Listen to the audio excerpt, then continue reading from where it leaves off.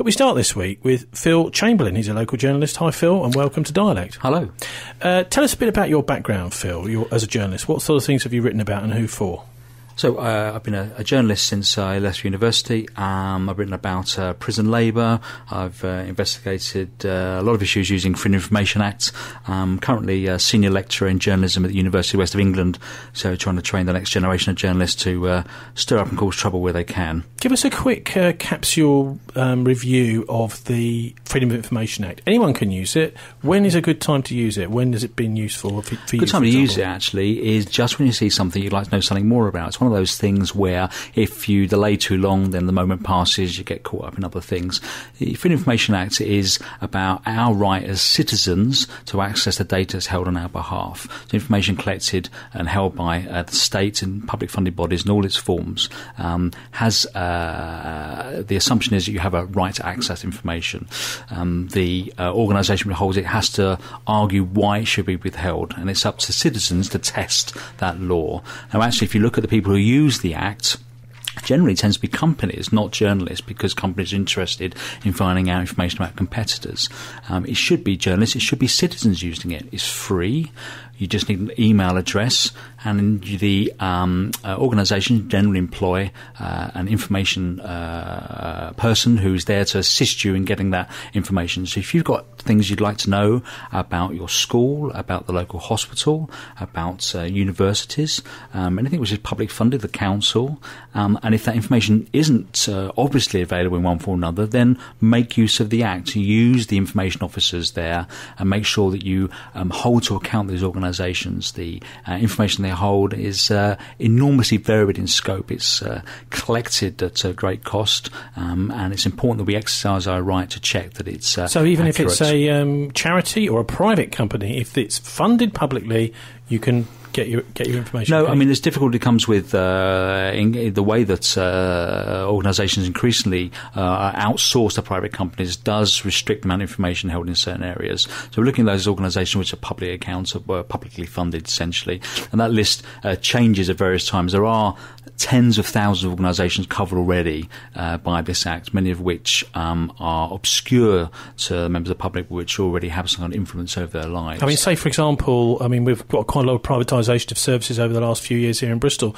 Home care is one example, rubbish collections another. So with those, could you do freedom of information requests with those companies? You could ask the council for details of the contracts involved, about how those contracts came to be agreed, what kind of rights are of productivity or excellence of service are part of those contracts. You can access that via the council. So I think people should be trying to test this law and making sure that information as far as possible is held and open to account. I mean, for instance, one of the last applications I made was to prisons, category A prisons. In case we had a story about a month ago about prisoners who couldn't receive books by the post. So I actually asked about prison libraries. Prison libraries are maintained mostly by local authorities for that particular area, both the prison service and local authorities covered by the Act. And I asked category A prisons what books had they banned prisoners from accessing via the prison libraries. And we had a list come back from the 8 category A prisons, actually from the 7 because one of them refused. And we had such notorious books as ones by Jeremy Clarkson, Jeffrey Archer, real troublemakers that we should be concerned about prisoners reading and stuff, as well as. So why did they ban those books, Phil? Well, you need to ask the prisons about why they would do that. They would have why. The reason would be generally under issues around terrorism. So they might be covering issues around terrorism. So, for instance, Michael Gove, the Education Secretary, wrote a book called Celsius 77, which looked at the 7/7 bombings. That's banned from one of the prisons, and the description is for terrorism. One assumes that it may inflame opinion discussion around issues around terrorism. So it's a good point about why did they ban, because it opens up further questions. It holds to account. It says, why is this being done? Now, people may say, actually, they shouldn't be reading stuff anyway. They're kind of prisoners. But actually, even in an open society, we should have a debate about how information is shared and discussed and what should be done or not done in our name. And a lot of the time, the Freedom of Information Act opens up these areas which otherwise you didn't realise happened. We didn't realise that actually some discussion has been curtailed in certain ways. Now, whether we agree with it or not, unless we're properly informed, we can't have a proper debate. And the Act allows us, in some way, some minor way to kind of add to the volume of information, to kind of add to that debate. I can almost bet Edward Abbey's The Monkey Wrench Gang, which is one of the most troublesome, almost like How to Be a Agitator book. I bet that's banned in the prisons, probably. Edward Abbey's Monkey Wrench Gang. I don't know if you've ever come across it. Well, now you've raised it, they're probably adding it to the list. Okay, Phil, you're probably right. Now, but you're here today to talk about blacklisting. That's what you're working on at the moment. What is blacklisting? Blacklisting is the secret and effective way that companies seek to stop people they don't wish to employ from getting jobs. Secrecy is the kind of key. It's the fear that they instill in workers that if they raise issues of concern, that they will not be employed in either that company or companies that are involved in the same sector. Because how can they get fear in the workers when actually most of these blacklists are just a secret? So you may not get a job, but you may not know why. You probably won't know why you haven't had a job. Well, it assumes that workers are kind of atomised and don't talk to each other, but workers do chat to each other. People on building sites, in this case, know each other, and they'll wonder why some people managed to get jobs and they didn't. They'll wonder why they turned up on a Friday and were promised a job, and on the Monday they turn up and find out that actually that job suddenly closed, even though lots of other people were taken on. There's a thin line there, isn't there, between paranoia and fear. It's like you may have genuine concerns that you are being targeted, and that's why you haven't managed to get work. On the other hand, it may be that you are on a blacklist, and you're absolutely right. You have been targeted. Well, I think that there was over many decades this idea that it was paranoia, that it was just the fear of a few, that they were probably incompetent or in some other way unemployable, and that's why they didn't get jobs. What we've discovered, and we'll set out in detail in the book we're publishing in the autumn, is actually this blacklist was real. It affected thousands of people. It destroyed livelihoods. It was based mostly on erroneous information, and it wasn't done for protecting companies against thefts or vandalism, which as they argue, but then solely around restricting the legitimate right of people to be politically active in their working life. Now, one of the first times I ever came across blacklisting was the blacklisting chapter about that in a book by Richard Norton Taylor. I think it was in the early 1990s, called Blacklist, and that was blacklisting at the BBC. So what is the spread of blacklisting? I mean, I know you're focusing on this one in the building industry. We've heard historically it was happening at the BBC and various other places. But where else? Which other industries is this going on? Well, the book by Norton Taylor from, I think, 1988 actually sets out quite a wide range of industries that was involved in, and the BBC is obviously one of them. Oil industries quite famously had a not required back, an NRB, what got stamped on oil workers' personnel files if they were deemed to be unacceptable to be employed. That's right, the BBC, it was a Christmas tree, wasn't it? On the file of the BBC's personnel pile, a green Christmas tree was put on there, and the idea being that that was the same tune as the red flag, and this person is a lefty, and so therefore they shouldn't be employed. But yeah, what other industries? So the evidence we've looked at for the blacklist we've investigated shows that mostly in the construction industry, but we've also come across lawyers, we've come across journalists, we've come across politicians on this list as well, and academics as well. So it's an insidious practice. If you start down the line of keeping files on people, it does tend to expand out. It does tend to start to grow. You start to think, well, who else might be worth kind of keeping files on? So while this may have started in this particular case around construction, it did actually expand out, taking quite a few other professions as well. Now, it started originally with an organisation called the Economic League, and it maintained files mostly around the industrial sectors, particularly around, say, shipbuilding, the car industry, and the construction industry as well. So it's covered, at some point in time, a lot of the sectors within British society in some way have participated in blacklisting. Obviously, our research is concentrated primarily within the construction industry. Well, I mean, one can actually understand that employers might want to keep a blacklist quite legitimately. Say, for example, if workers are lazy, they work dangerously, they're putting other workers at risk. So what's wrong with blacklisting? Well, you have an established procedure for that. You have an established employment procedure for that, so that if you are deemed not to be meeting certain targets, you're behaving in a way contrary to published policy, then you have a human relations department which can handle that and deal with that openly and accountably. You can see the evidence put before you. It can be addressed, and ultimately the sanction of the company is that they could sack you for breaching this code which you've signed up to. what distinguishes blacklisting is its secretive and insidious nature. You can't check the data held on you. It isn't explained to you. And what is ultimately destroying is this fear of what might happen. What happens if you do speak out? What happens if you raise an issue of concern? Now, a lot of the companies argued that they were there to try and protect themselves from thefts, from kind of criminal activities that might have been taking place. If you actually look at the files, it's only about 1% of the files actually refers to that. Most of the files actually refer to You've shown me some people. here, Phil. Yeah, and it's amazing what's in these files. News articles in left-wing newspapers, for example, trade union journals, socialist journals, and those individual articles, so that if you're looking up one individual, you will see a date line, maybe some dates where particularly somebody has been spotted at a socialist workers meeting. I mean, I don't know, he doesn't say here whether he managed to stay awake right the way through the meeting, but you can see that there is a surveillance of some sort going on here. So you've got articles written by people, meetings attended by them, this sort of thing, and a timeline. Who is actually keeping these notes here, and how, for example, would somebody know that it was this specific individual that walked into that meeting?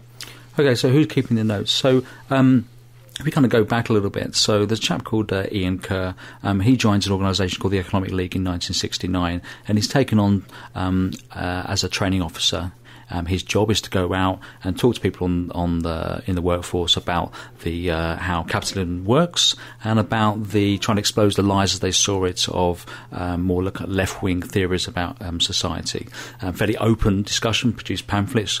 We're talking quite a lot. Economic League producing 20 million pamphlets a year. I mean, so it's kind of a serious organisation looking to counter, as it saw, kind of left-wing propaganda. So this is kind of early 70s. 72, you get a building workers' strike, quite a major dispute, very effective dispute, and it shatters the confidence, if you like, of the construction industry about its ability to be able to maintain industrial relations. This is the managers, basically, being... So they set up an organisation called the Services Group with the Economic League. They pay extra and they start keeping files on the people they're concerned about. The Economic League folds around 1993, and the Services Group then stands alone. It's called the Consulting Association. Operates out of a little office in Droitwich, in Worcestershire, a very innocuous building. Well, it's also an innocuous term, isn't it? The Economic League doesn't really tell you a lot about what it's doing. Well, it's Neither really does the consulting. Propaganda, which is probably a much better. What was it called? It was originally called National Propaganda, which is probably a much better description. It probably is. And also, this more recent term, the Consulting Association, is very, innocuous sounding.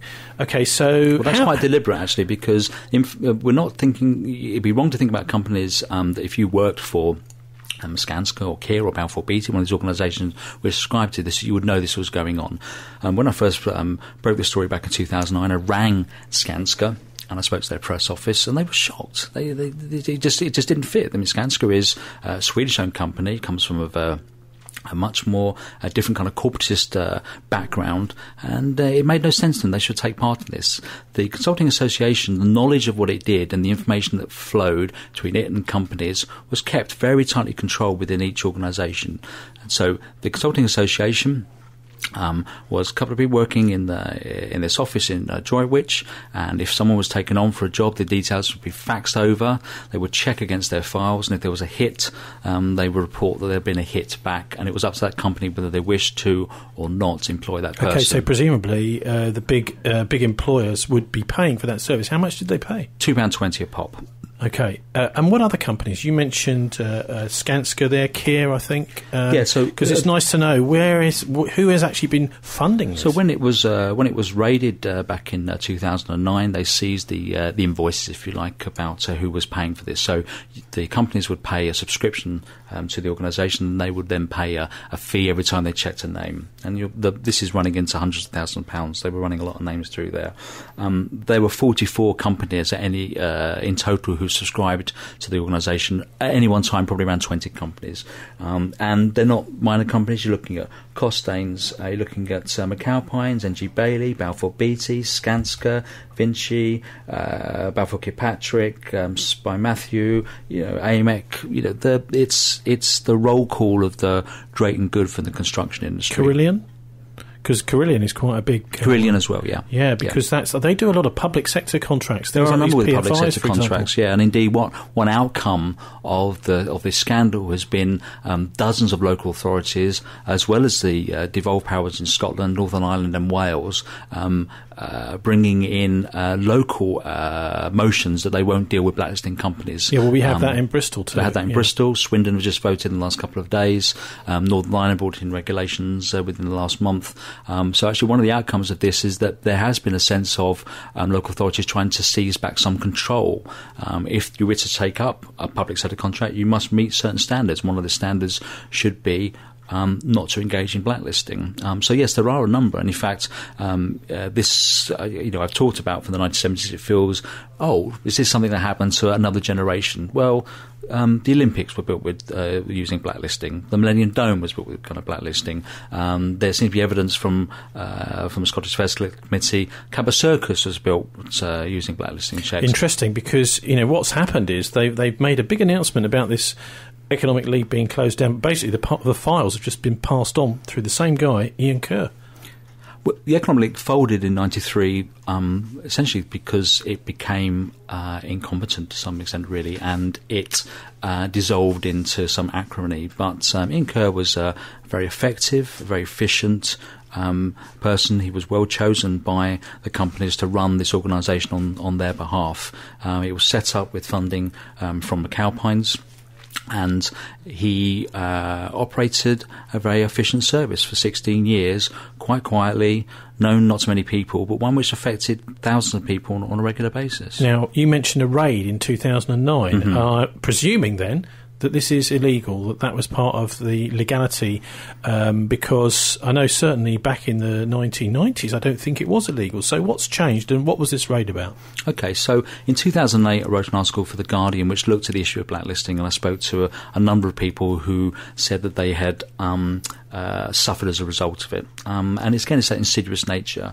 There seemed to be no direct evidence at first, but you seem to have a series of stories which had the same kind of story but didn't point the finger. When you ask the companies, of course it doesn't take place. When the government went out to consultation on regulations, of course it didn't take place. There actually were a couple of industrial tribunals which were not reported, where a whistleblower called Alan Wainwright made direct claims. He worked for a couple of the companies which had used the services of the Consulting Association. He had met Ian Kerr on several occasions. He gave evidence to employment tribunals that this had taken place, not reported. He gave information to then the Department for Business Affairs. They didn't act upon it. When the article was published in 2008, a copy was dropped on the desk of a chap called Dave Clancy at the Information Commissioner's office. Dave Clancy is an ex-policeman for Greater Manchester Police, very dogged and a very perceptive investigator. And he looked at this and thought there was something there was wrong, because this was about people's personal data being misused, exactly within the remit what the ICO should be looking at. So he mounted an investigation. And the result of that was, 8 months later, was he led a raid on the Consulting Association. He found out where it was. He got a warrant. He went in and he seized documentation as part of that. And Ian Kerr subsequently appeared before court and was fined £5,000. £5,000 for breaching data protection rules, because at the time blacklisting wasn't illegal. Okay, so it's quite important. Blacklisting wasn't illegal at the time. Many people thought it was. They'd kind of assumed the Labour government coming in 97 had made it legal. It hadn't. It thought about it. It'd gone out to consultation, decided to let that particular part of the Employment Regulations Act lie on the books, that being enacted. So Ian Kerr was fined under the Data Protection Act, holding personal information and not holding it correctly. Okay, so he's fined £5,000. Interestingly, his fine was paid by McAlpines. He didn't have to pay it himself. It's ridiculous, surely. I mean, his business, or him personally, must pay the fine. You can't have a sugar daddy pay his fine for him, can he? That's a matter for McAlpines to answer. Wow. So in 2010, in the kind of dying days of the Brown government, they finally brought in legislation which outlawed blacklisting. Now, there have been a number of studies carried out. Indeed, Professor Keith Ewing, who's a well-respected employment lawyer from King's College in London, has done analysis of the regulations that exist at the moment, and it's full of holes. The standard of proof, the fact it's a civil offence, not a criminal offence. Okay, so you have to bring the action. Definition of trade union activities. There's a whole series of problems with the current Act. Nonetheless, something has been brought in, at least, but it wasn't until 2010.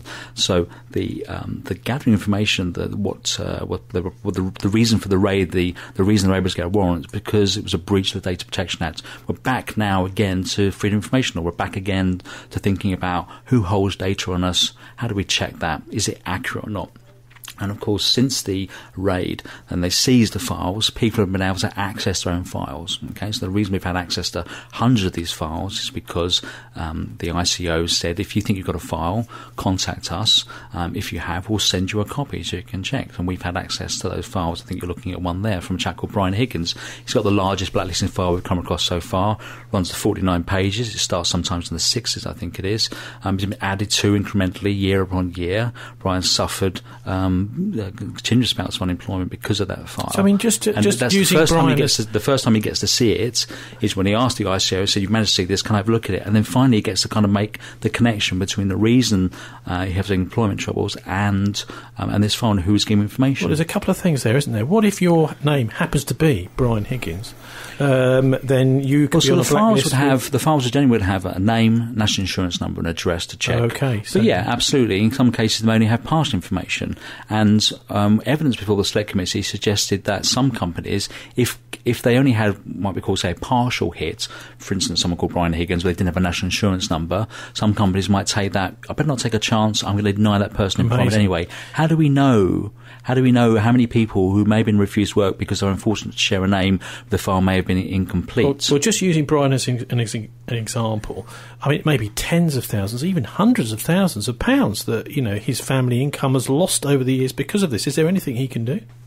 Well, there are a number of court cases taking place, and one of the major ones is civil action being brought against the companies involved by blacklisted workers. There are about 90 attached to this action. Should be heard in the High Court in the new year. There's a claim running to millions of pounds for breaches of their rights brought about because of this action. So there is legal action that kind of taking place that way. Now, it's interesting you say about what rights, because you would think a clear route, if you like, would be employment tribunals. Okay, so I've been kind of dealt with unfairly as a standard procedure there. I think at the stage at this moment, something like 3 cases have been successfully pursued to the Employment Tribunal. Most have been ruled out of time. So there have been very brutal decisions taken by employment tribunals about whether they allow these cases to get through. Well, most of the cases... That's not really fair, is it? Because the information has only just come to light. Because they didn't even get to a hearing. Okay, they were ruled out even before then. The judge would have ruled them out being out of time. And I agree, it is unfair. And I think what's interesting about this particular scandal is how it touches upon so many different areas of what's fair within life. I expect to be treated fairly when I apply for a job. That's not happened. I expect to be able to see data about myself. That doesn't happen. I expect to be able to take part in legitimate political activities. As you point out, Brian Higgins attends a meeting and that information is collected about him. I expect if something goes wrong, I can go to an employment tribunal, we can have it out. Whether I win or lose, at least there's an open process. It doesn't even go to tribunal. So there was an ongoing series of pointing out a failure, kind of systemic failure in the way that people are treated here. Now, what about the police connection? Because I know some of the information has been traced back to police files. Have the police simply been selling or handing over people's confidential files to this blacklisting firm? So this is something that occurred that wasn't realised at the time. And when we kind of... I'm writing this book with a chap called Dave Smith. He's an engineer from Essex. On the blacklist file, his blacklist file had details about the car he drove, details about his spouse. This has kind of personal information about him, and Dave suffered bouts of unemployment because of it. One of the entries in the file was opened after he raised concerns about asbestos on a building site.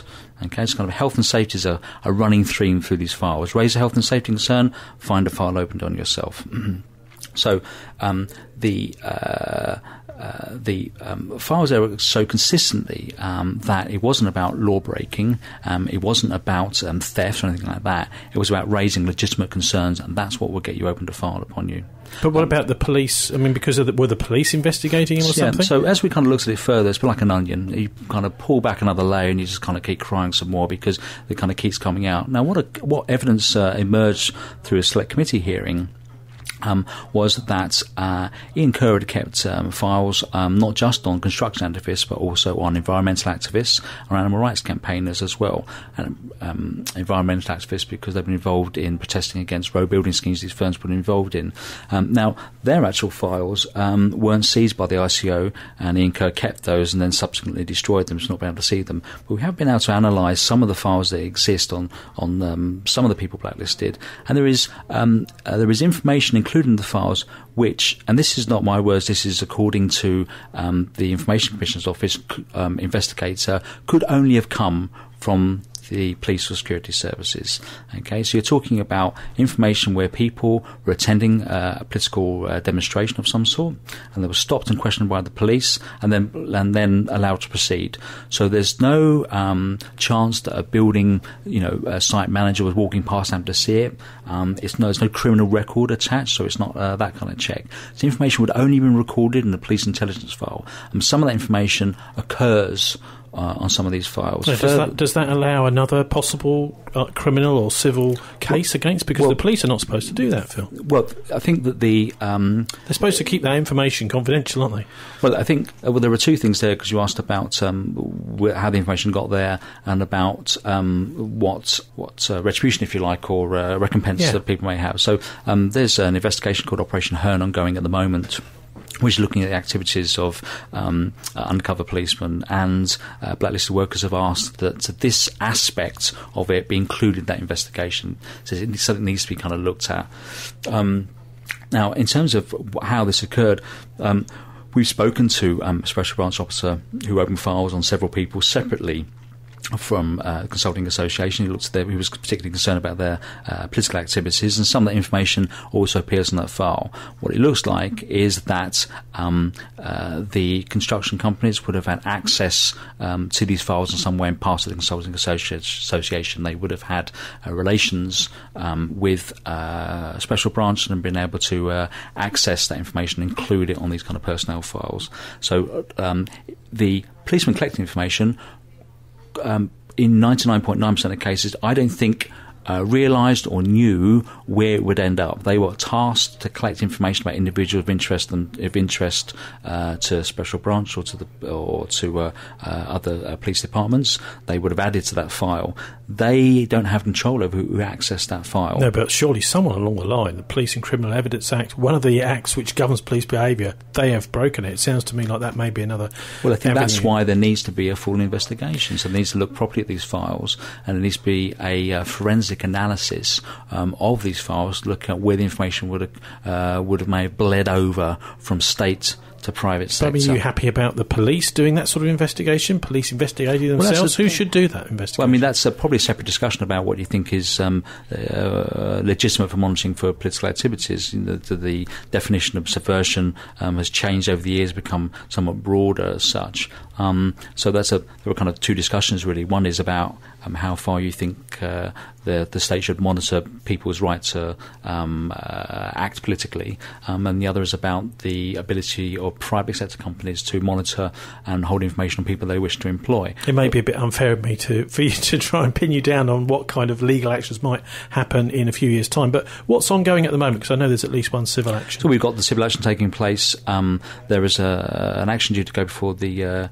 European Court on Human Rights. Some of the failed employment tribunals, now they've exhausted their the procedures in this country, I would take it to Europe to have a look at as well. And there are investigations ongoing by the police, which the blacklisting workers are saying should also look at this. So there are civil actions taking place both in this country and heading towards Europe as well. I believe the GMB are involved in putting a case of libel, which is an interesting use of the libel law, because if you write something down about someone which is defamatory and you can't prove it, has been published to a third party, then you have a grounds for a libel action. And we have here something which is written down in many cases is inaccurate, it's cause detriment to them published to a third party, and the files, although they're coded, we do know which company supplied it, and in many cases the individuals who supplied that information. So actually action is taking place on a number of different fronts, which is interesting and quite an imaginative use of laws in many ways. So if people listening think they may have been blacklisted, how do they find out whether they have or not? So they go onto the Information Commission's Office's website. They'll be able to find the section on there that deals with this. They'll be able to email them. They'll be able to ask, supply some basic information about themselves, and they can find out if a file has been held on them, and if so, receive a copy. It'll be what they call redacted. In other words, it's where you get the black strips over it, because it won't have personal information about other people on it, but if they think they have. And there were files on 3,123 people, but the vast majority haven't been kind of claimed so far. Okay, so what we'll do is we'll give that website at the end of the show, and we'll also put it on our show page. But finally, Phil, you've got to talk about your book, which is going to be out in the autumn. Yes, I feel like I've kind of given away all the golden bits of it, actually, but there's a lot more in there. This is a story which stretches back many decades. It's one which touches all parts of the country. It's one which involves fundamental ideas about your right to work, about information we held on you. So Blacklisted is published by Pluto. It's out in the autumn, and it's the definitive story about what one MP has called the greatest human rights scandal at work of the 20th century. It's the culmination of many years of research. We've spoken to everybody involved.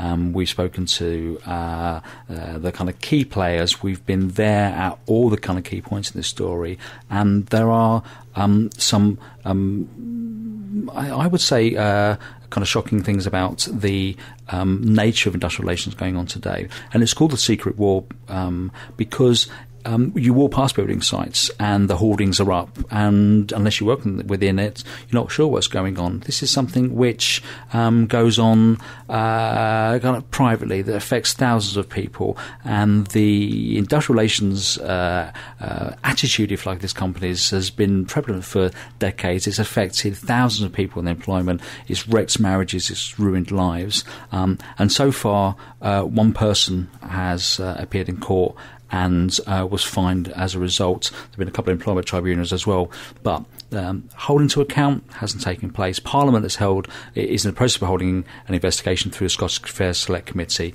They've done a remarkable job so far. The media have done some work on this in certain areas. Others have not paid too much attention. I think that this is a story which lays bare the inadequacy, if you like, of parliamentary oversight, of legal oversight, of policing oversight, about oversight of human relations organisations, about the oversight with employment tribunals, about people's ability to simply get a job and earn a living and carry on their kind of everyday activities. And I think if you're in work, then you should be interested and concerned about this.